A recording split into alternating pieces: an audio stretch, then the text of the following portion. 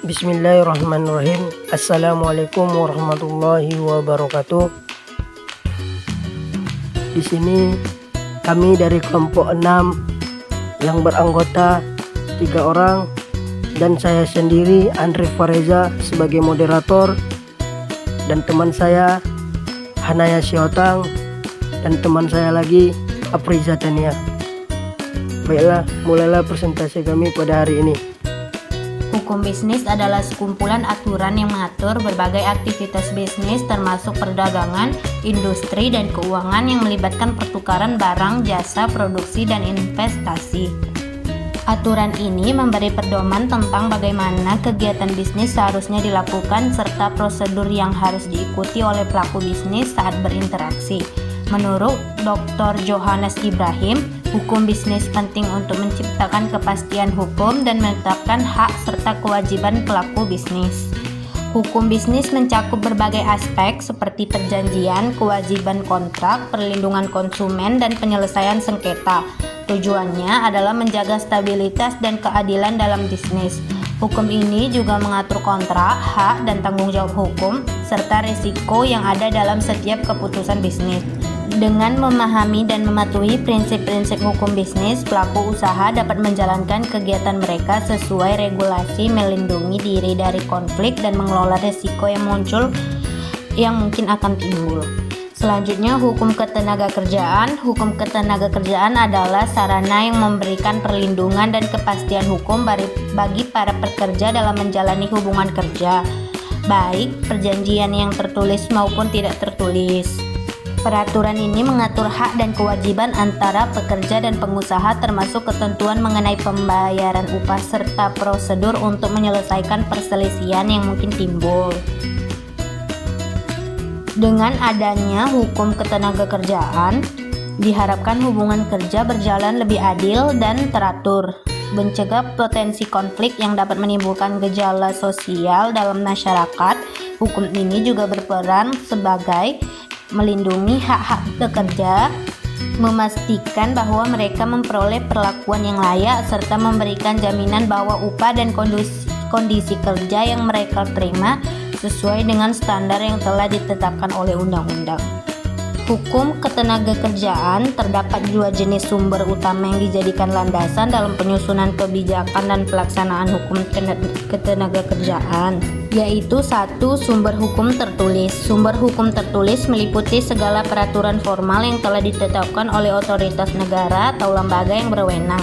Beberapa bentuk sumber hukum tertulis dalam ketenagakerjaan adalah A. Undang-undang, B. Peraturan pemerintah, C. Peraturan menteri dan keputusan menteri, D. Perjanjian kerja dan perjanjian kerja bersama PKB, E. Putusan pengadilan, F. Traktat atau konvensi internasional.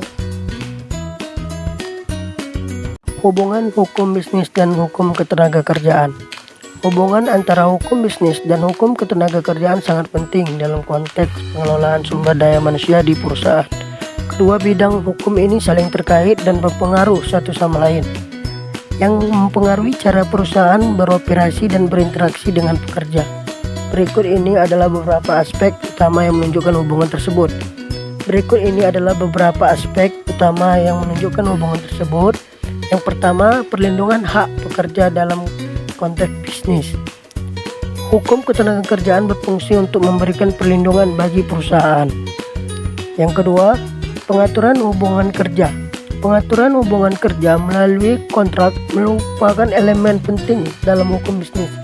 Dalam konteks ini, perusahaan perlu memastikan bahwa kontrak kerja yang dibuat dengan pekerja mematuhi ketentuan yang diatur dalam hukum ketenagakerjaan. Yang ketiga, penyelesaian sengketa. Dalam setiap hubungan kerja, sengketa antara pekerja dan pengusaha mungkin terjadi. Hukum ketenagakerjaan menyediakan berbagai mekanisme penyelesaian sengketa yang bertujuan untuk menyelesaikan masalah dengan cara yang efisien dan adil. Aspek hukum dalam hubungan kerja. Perjanjian kerja diatur dalam UU Nomor 13 Tahun 2003 tentang ketenagakerjaan, khususnya pasal 54 yang mengatur hak dan kewajiban pekerja dan pengusaha. Perjanjian kerja harus mencakup upah, cara pembayaran, serta syarat kerja dan dibuat dalam rangkap dua dengan kekuatan hukum yang sama. Yang kedua, upah dan kesejahteraan pekerja. Aspek ini mencakup upah minimum untuk melindungi pekerja dari upah rendah. Kesejahteraan berupa tunjangan kesehatan, hari raya, transportasi, dan makan. Jam kerja dan lembur dengan ketentuan upah lembur jika bekerja di luar jam normal. Cuti dan istirahat sesuai ketentuan untuk keseimbangan kerja dan kesehatan. Jaminan sosial seperti BPJS untuk kesehatan dan ketenagakerjaan. 3. Perubahan dan tantangan hukum ketenagakerjaan dalam era digital dan ekonomi. Dalam ekonomi digital dan gig, tantangan hukum meliputi status dan perlindungan pekerja yang sering tidak dilindungi hukum tradisional. Perjanjian kerja fleksibel yang menciptakan ketidakpastian bagi pekerja. Pekerjaan jarak jauh dengan hak dan kewajiban yang perlu disesuaikan, termasuk keamanan data dan keseimbangan kerja hidup. Kesehatan mental yang perlu diatur dengan hak untuk disconnect. Penyelesaian sengketa yang lebih kompleks dalam pekerjaan berbasis platform.